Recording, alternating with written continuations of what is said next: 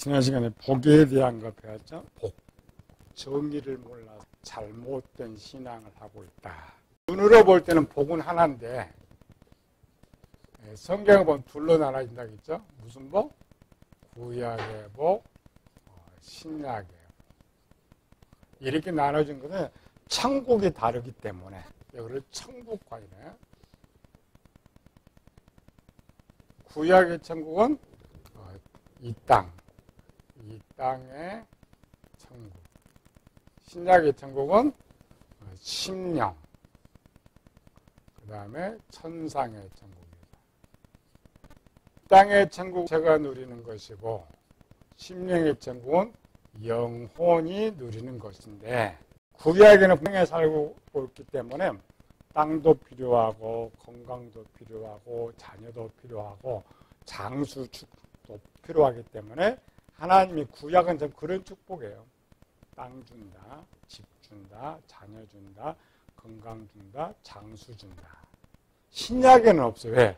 육체가 없으니까. 구약의 백성들은 당연히 구해야 돼. 이 땅에 필요한 것들.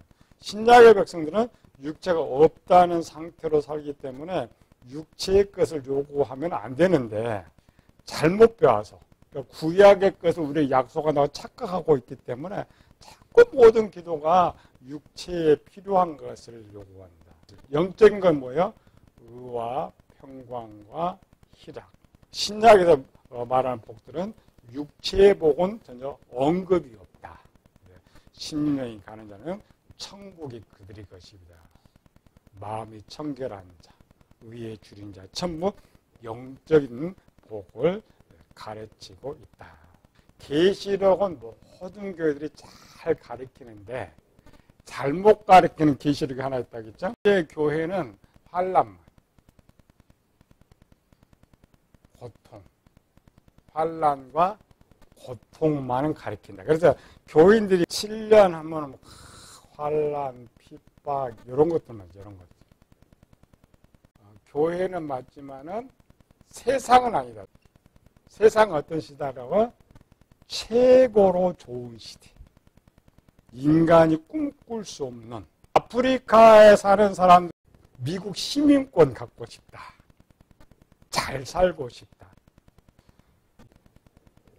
이번에 미국에 어떤 사람이 한국에 가지고 인터뷰를 했는데 한 50년 후에는 한국이 세계 2위가 된다. 실제 종말의 때는 세계가 한 나라가 되기 때문에 아프리카인도 없고 아시아인도 없고 국적이 하나 또 혜택이 다 똑같아. 지금 먹지 못해 죽는 사람, 물이 나빠 죽는 이렇게 돼 있죠. 그런 후시는 그런 시대가 없어요. 하도 인간이 꿈꾸는 최고의 시대. 가장 특혜를 받는 사람이 누구냐? 누구라고요? 특혜 받는 사람이?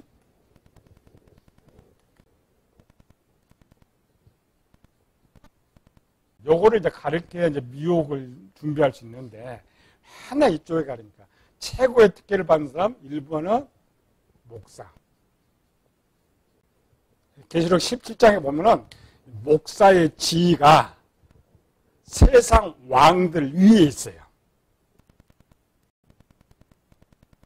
그만큼 혜택을. 그 다음에 누가 혜택을 받느냐? 교인들. 이렇게 전체가 아니고 이쪽 뭐야? 음녀교회. 음녀교회라는 말은 무슨 말이에요? 마귀를 신으로 섬기는 교회. 마귀를 신으로 섬기고 또 그를 신에게 바친 목사들한테는 최고의 특권을 줬죠. 우리나라 자립하고 목사 사회주고 하는 교회가 5만 개 중에 1만 개 교회밖에 안 돼요. 다 어렵잖아요. 근데 이때로 가면 이 목사들이 국가 5급 공무원보다 더 큰 대우를 받아요. 사택 주죠. 자가용 주죠. 봉급 주죠. 누가 신앙시키겠어요? 지금 원뜻에도 이단으로 빠지려는 시대. 마귀는 세상 나라를 하나로 만들려고 하는가? 세상이 하나 되면 뭐가 하나가 된다고요? 언어, 정치, 경제, 종교, 언어, 화폐 전부 하나입니다. 여기 제일 마귀가 힘들여서 하는 것이 뭐냐면 언어입니다. 언어가 하나. 왜 마귀는 하나를 만들려고 하는가? 성경에 답을 써놨어요. 하나를 만들려고 하는 이유. 계시록은 없습니다. 신약에도 없어요. 온 세계가 하나님을 대적했던 순간, 창세기 11절 17절까지 온 땅의 언어가 하나요 말이 하나였더라. 온 땅의 언어가 하나요 말이 하나였다는 한 나라, 그 다음에 언어가 하나란 말이에요. 이에 그들이 동방으로 옮기다가 시날 평지를 만나 거기 거류하며 서로 말하되 자 벽돌을 만들고 견고히 굳게 하자. 이에 벽돌로 돌을 대신하며 역청으로 진흙을 대신하고 또 말하되 자 성읍과 탑을 건설하여 그 탑 꼭대기를 하늘에 닿게 하여 우리 이름을 지면에 내고 온 지면에 흩어짐을 면하자 하였더니, 자 여기까지 멈추고 성읍과 탑을 건설하여 한 나라, 그 다음에 그 탑 꼭대기를 하늘에 닿게 하여 우리 이름을 내고, 여기 우리 이름이 통합되는 마귀 이름. 온 세계 이제 하나가 됐어. 나라가 하나가 됐어. 언어도 하나가 됐어. 큰 대통령 하나도 세웠어. 자, 이 모습을 하나님 보셨어요. 5절부터 여호와께서 사람들이 건설하는 그 성읍과 탑을 보려고 내려오셨더라. 여호와께서 이르시되 이 무리가 한 족속이요 언어도 하나이므로 이같이 시작하였으니 이후로는 그 하고자 하는 일을 막을 수 없으리로다. 자, 우리가 내려가서 거기서 그들의 언어를 혼잡하게 하여 그들이 서로 알아듣지 못하게 하자 하시고, 언어가 하나가 됐는데 그 상태로 그대로 더 놔두고 민족이 많아지면 하나님께서 통제할 수 없다는 거죠. 창세기 11장은 홍수 후의 사건, 민족이 얼마 안 돼. 1억 잡으죠. 1억 명이 후에 2억, 3억 되고 하면은 하나님의 저 힘을 어떻게 할 수가 없다겠죠. 근데 지금 얼마요? 인구가 70억이 됐어요. 70억이 되면 하나님 어떻게 할 거야? 이걸 누가 마귀가 알고, 우리는 이걸 몰랐거든요. 가르치지도 않고 그냥 정치가 요 정도는 이렇게 가르쳐 놨는데 요게 제일 중요한 거. 종말을 선언할 수밖에 없느냐? 작으면 하나님께서 이렇게 언어를 흩어서 뭘 할 수 있는데 인구가 너무 많으니까 할 수 없어. 할 수 없으면 뭐예요?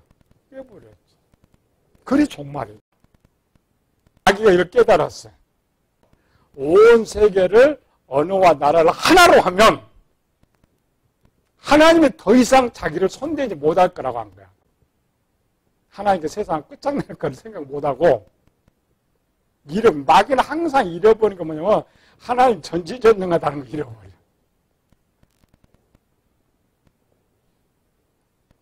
그래서 하나님께서 이 하나 되는 거는 흩어버려.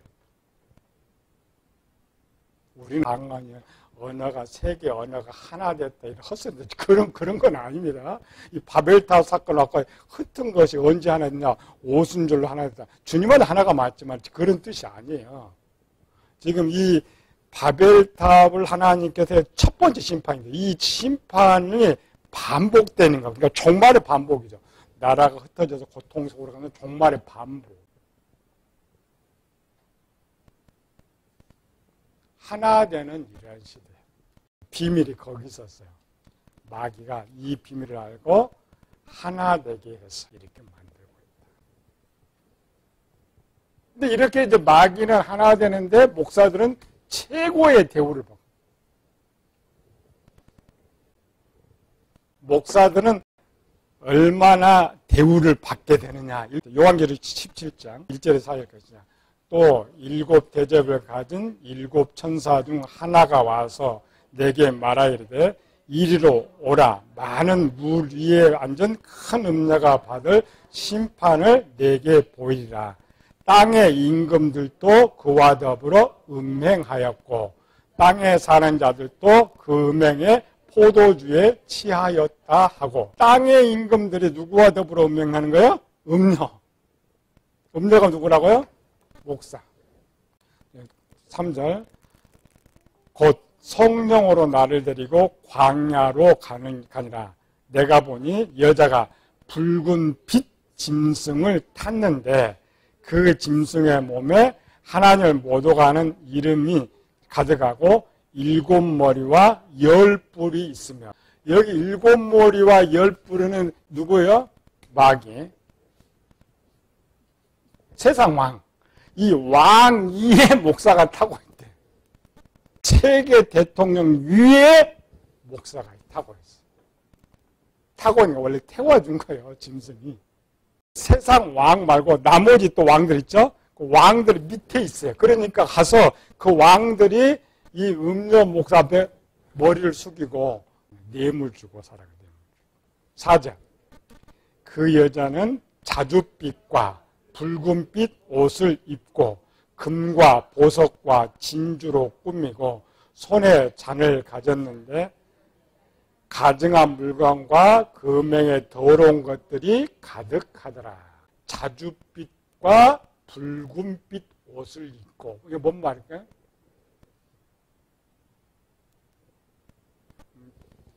자줏빛과 누가 입었어요?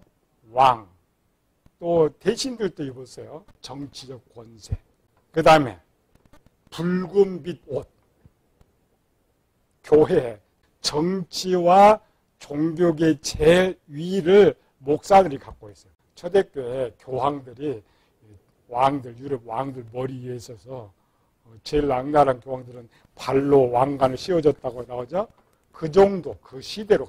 금과 보석과 진주는 세상의 모든 보물들, 권력자들 다 갖다 바쳤으니까 얼마나 많겠어. 그러면서 손에 금잔과 가증한 물건과 음행과 인간이 할 수 있는 거 다 하고 사는 거예요. 목사들이 몇 명이나 그거 싫어하겠어요? 아무리 신앙 좋다고 해서. 특별히 우리 한국 같은 경우 월세도 못 내는 목사들한테 요거 딱 내밀면 나 그래도 신앙시킬 거야. 안 됩니다. 일제시대나 이런 시대 목사 같은 건 또 다르죠. 오늘 이 시대에 목사 입만 열면 돈 타는, 입만 열면 집 타령하는 이런 목사들한테 딱 내는 순간에 신천지 1000명 순식간에 다 가버려요. 그 목사만 주는 것이 아니고 교인들한테도 혜택을. 말 한마디가 예배 드려, 예배를 드리는데 무슨 예배 2개 드린다겠죠? 마귀도 섬기고 예수님 섬기라는 거예요. 그러나 나도 섬겨라. 얼마나 편해요. 예수님 부인하라고 하면 좀 싸울 수 있겠는데 뒤에는 이 다신론 주자 다 죽는다겠죠? 마지막 교회들 죽여도 유일신 성경을 좀 죽이지 않아요, 목사들. 적당. 왜 그냥 목사들이 마지막 성경을 교회 떠나가니까 안 되니까 서서히.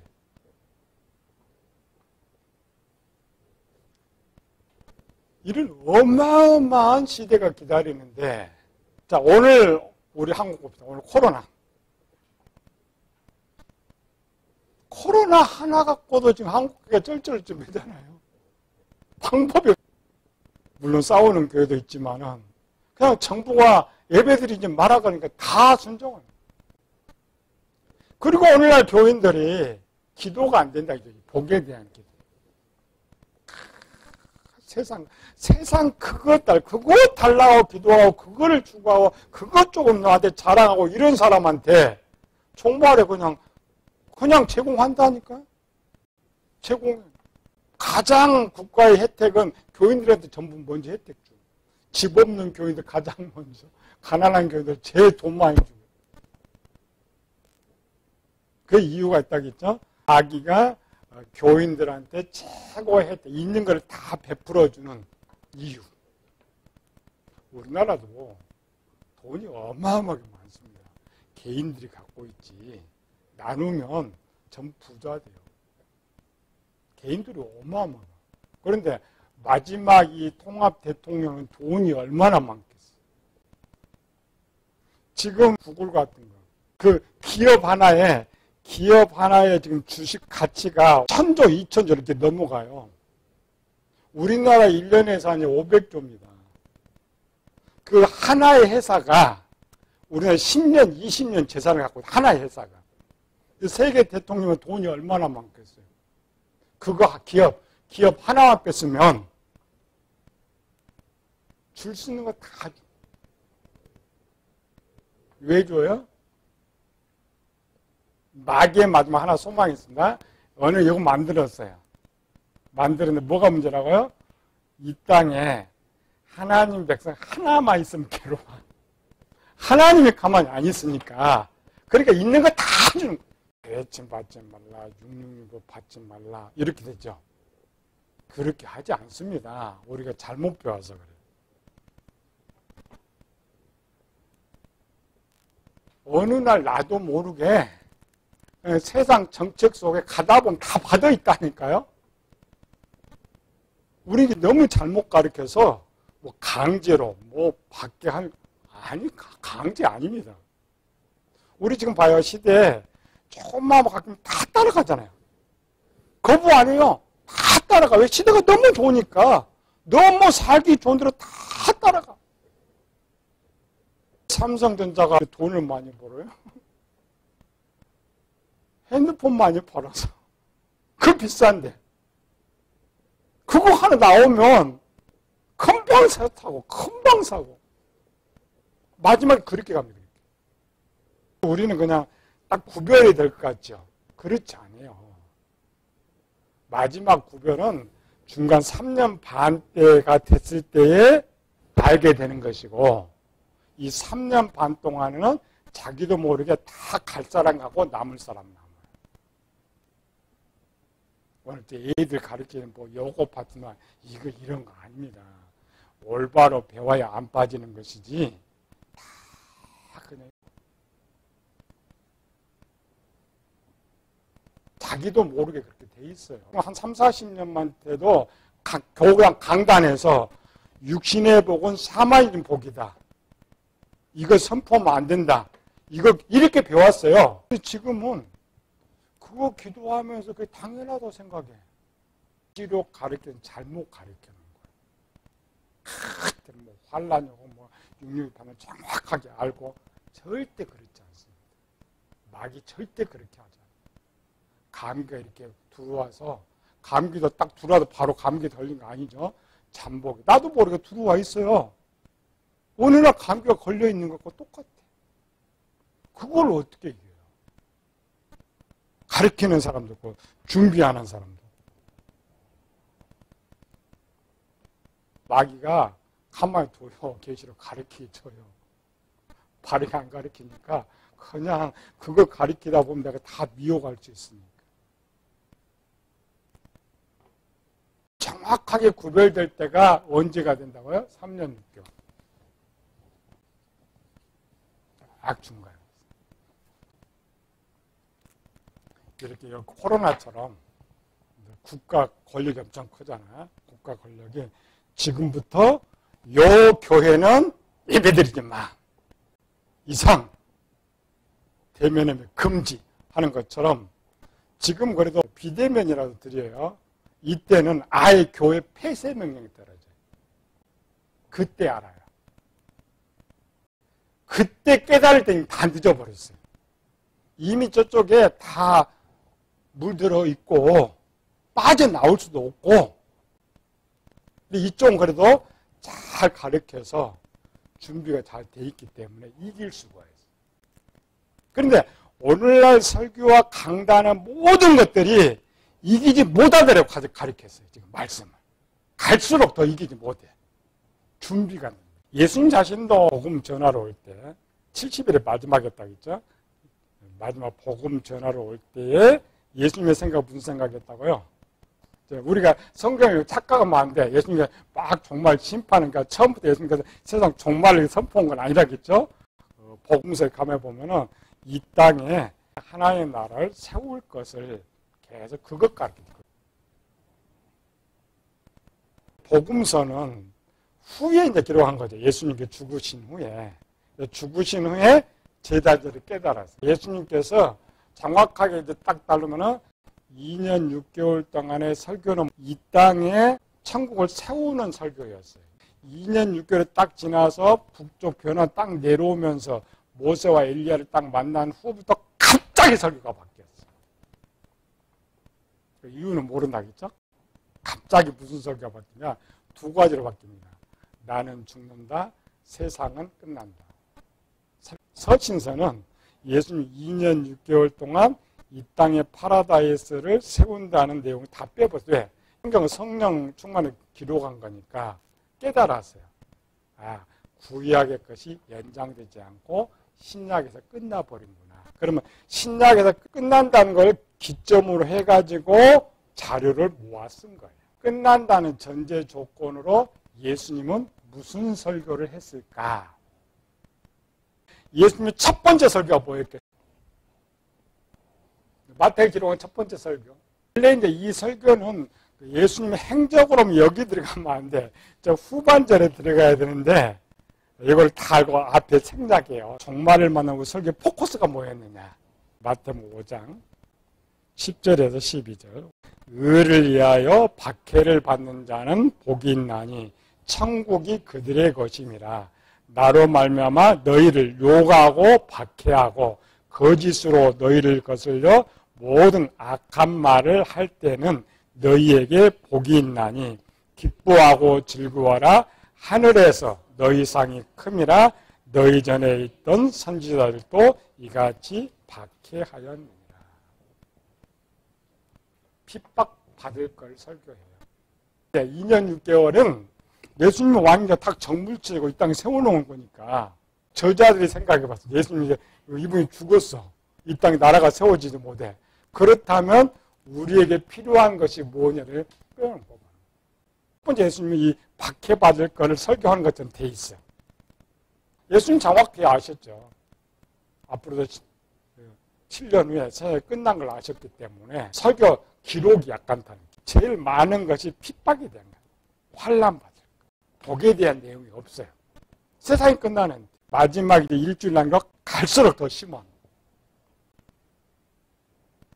가장 심한 구절이 오늘 우리가 읽었던 요한계시록 2장 10절. 다음에 없지만 우리가 생각 전혀 다른 복음서는 복 받는다는 거죠. 너 고난 받는다. 환난 당한다. 그걸 이겨야 된다. 이렇게 돼 있어요. 초대교회 사람들은 철저하게 그걸 배웠기 때문에 박해 때 이겨냈던 거예요. 우리는 지금 잘못 배운 거야. 잘못 배워 참 멸망의 길로 가.